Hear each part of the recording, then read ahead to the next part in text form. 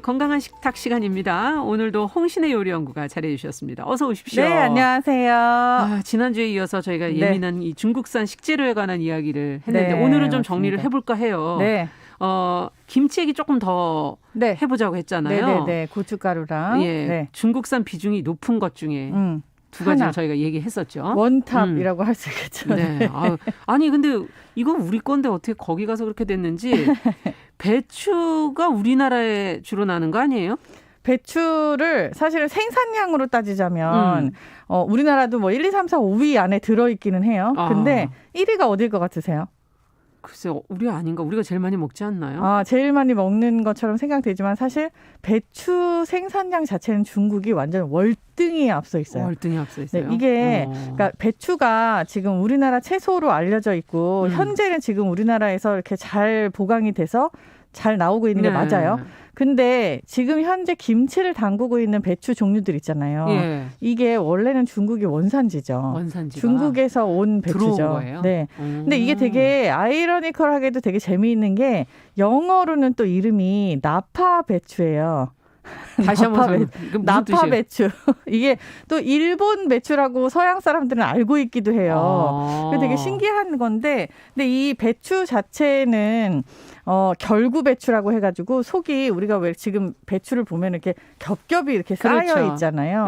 그래서 양배추가 잎을 이렇게 사방 다 꼬아갖고 덮어 있는 거랑 똑같이 맞아요. 그 배추를 지금 현재 우리가 김장 배추라고 알고 있고 딱 짜겠을 때 막 이렇게 속이 그냥 꽉 찼다라고 얘기하는 단단하게 차였죠. 네, 완전 단단하게.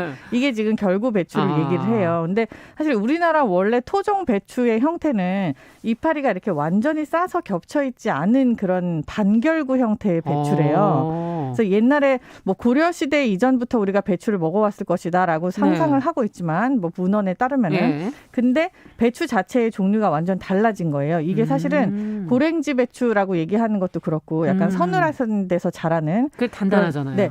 겹겹이 쌓여 있는 이 배추를 지금 우리가 현재 김장 김치, 김치용 김치 배추로 이용을 하고 있는 건데 이게 어떻게 보면 중국에서 왔다라는 거죠. 그렇기 때문에 뭐 사실 종주국 논란까지는 여파가 이게 무슨 상관이 있지라고 하지만 요리 자체가 다른 거니까. 그런데 이제 배추 생산량에 따르면은 중국이 좀 월등하다. 많이 나니까 어떻게든 그걸 소화하려고. 그렇죠. 뭐 여러 가지 형태의 야채 절임 요리가 있죠, 중국도. 그렇군요. 네. 그렇기 때문에 이런 논란들이 있었던 게 아닌가 싶어요. 근데 중국산 식품에 대한 선입견은 사실 가격이 싸고 질이 좀 낮은 그런 것으로 생각하는데 다 그런 건 아니라면서요. 이게 선입견이라면서요. 그렇죠. 뭐 어떻게 보면은 이래요. 우리가 중국에 여행을 갔을 때는 여행을 가서 먹는 거는 다 현지 식재료긴 하잖아요. 그렇죠. 그런데도 불구하고 한국에 왔을 때 중국산이라고 하면은 굉장히 뭔가 질이 조금 낮고 가격이 싼 걸로 선입견이 있어요. 실제로 말 그대로. 근데 중국에 가서 먹었을 때 아주 고급 식당을 가가지고 뭐 고기, 채소, 과일 이런 요리들을 먹을 때는 또 그 가격을 지불하고 먹는 거는 다 중국산 식재료예요. 어떻게 보면 수입이 되는 과정이나 유통이 되는 과정에서 조금 문제가 있는 거지 중국산 식재료 자체가 다 질이 안 좋은 건 아니다. 이렇게 볼 수 있는 거죠. 그럼 좀 제대로 된 걸 좀 가지고 들어오면 안 될까요? 그게 이제 수입이라는 과정에서 생기는 어떤 오류 같은 것 같아요. 일단 고춧가루 지난번에 말씀드린 것처럼 우리 얘기 좀 했었잖아요. 네, 고추도 그냥 관세라는 제도가 있다 보니까 그거를 그대로 들여갖고 오면은 손해를 입을 수도 있는 거죠. 그래서 얼린 걸 갖고 들여갖고 와서 이걸 다시 빻는 과정, 뭐 여러 가지 문제점이 중간에 찾을 수 있는 거지만 이런 것들 때문에 중국산 식재료는 조금 저가다. 그리고 좀 질이 아무래도 국산에 못 미친다.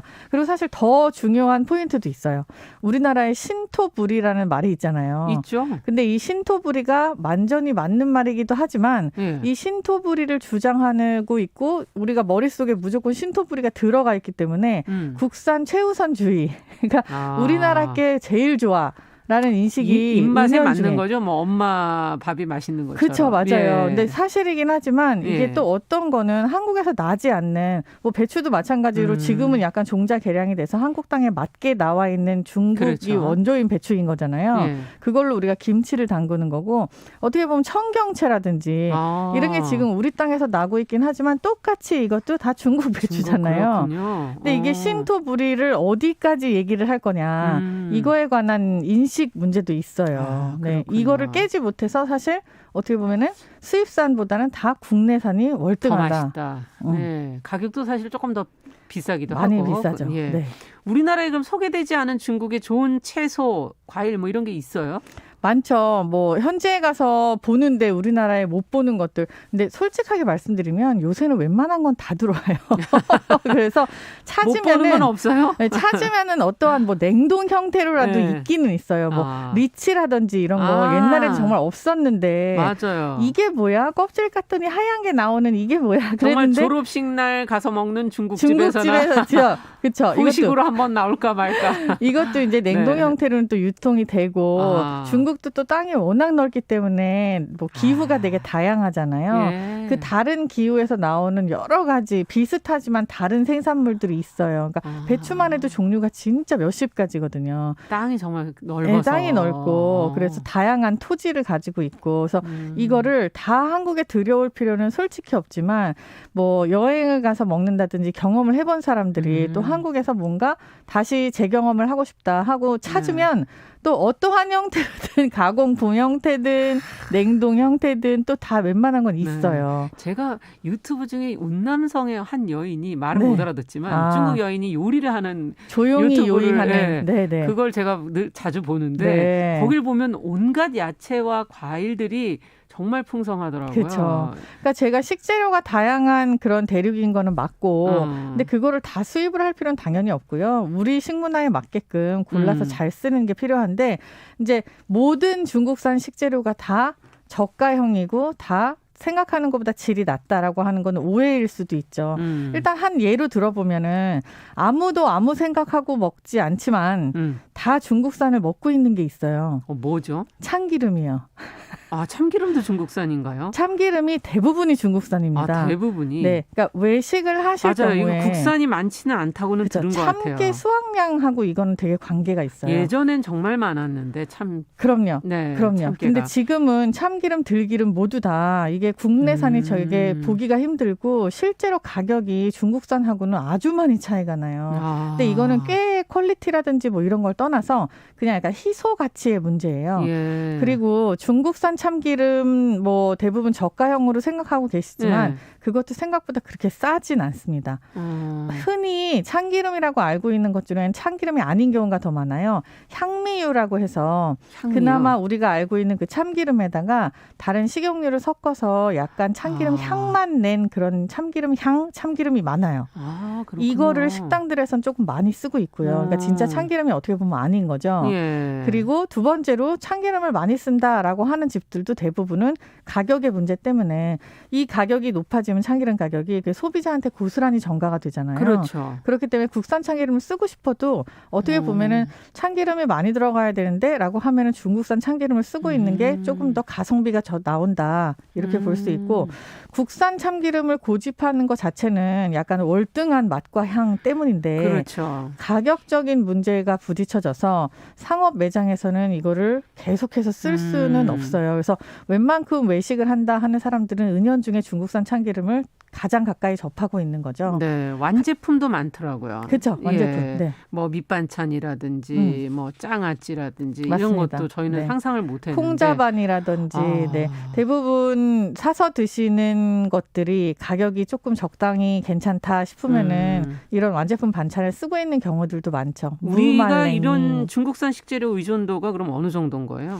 아주 높은 편이긴 하죠. 옛날에 미국의 어떤 한 오락 프로그램에서 중국 메이드 인 차이나를 띄고 생활을 한번 해보는 그런 게 있었어요. 어떤 과정에서. 근데 아예 집안에 아무것도 남아나질 않더라고요. 근데 이것도 식탁도 심각하네. 마찬가지로 생각 외로 그러니까 중국의 원산지인 밥을 먹어봐야 되나요? 근데 가정에서 네. 조리를 하실 때는 하나하나 골라서 소량으로 조리를 하게 되잖아요. 이럴 때는 대부분 국산을 고르시거나 원산지가 확실한 것들을 또 찾아오세요. 네. 그래서 또 크게 중국산의 비중이 그렇게 높다라고 얘기할 수 없지만 네. 외식, 매식의 경우는 조금 달라지죠. 이게 가격에 좌지우지되는 그런 소비자들을 상대를 해야 되니까 그렇죠. 아무래도 조금 더 저렴하고 그리고 질이 좋은 중국산 식재료를 찾아서 쓰려고 다들 노력을 하죠. 네. 끝으로 좀 정리를 해주신다면 네. 중국산 식품에 대해서. 일단 뭐 중국산 식재료 저희가 부정적인 거랑 또 그렇지 않은 거 이렇게 간단하게 얘기를 나누긴 했지만 네. 완전히 모든 게 다 뭐 여러분들이 막 생각하는 것처럼 절대 먹지 말아야지 뭐 이렇게 돼 있는 건 아니에요. 네. 물론 파동이라고 말자 붙은 거 뭐 대파도 있었고 저희 그렇죠. 여러 가지가 있었잖아요. 뭐 고추, 낙지도 기름, 있었고 근데 고춧가루. 이런 해산물이나 다른 재료들이 모두 다 원산지를 그냥 분명히 밝히고 특히 새우젓 이런 것들 그렇죠. 그리고 당당하게 팔 수 있고 제값을 받을 수 있으면 제일 좋은 것 같아요. 그래서 그걸 소비자들이 현명하게 골랐을 때 오히려 이 시장이 조금 더 건강해진다. 완전히 건강하게 형성이 되는 게 아닌가 싶어요. 네.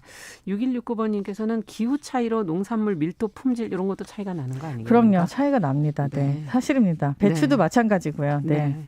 자, 건강한 식탁 홍신의 요리연구와와 함께 중국산 식재료에 관한 거 자세히 살펴봤습니다. 말씀 잘 들었습니다. 감사합니다. 정용실의 뉴스 브런치 월요일 순서 여기서 마치고요. 저는 내일 10시 5분에 다시 찾아뵙겠습니다. 감사합니다.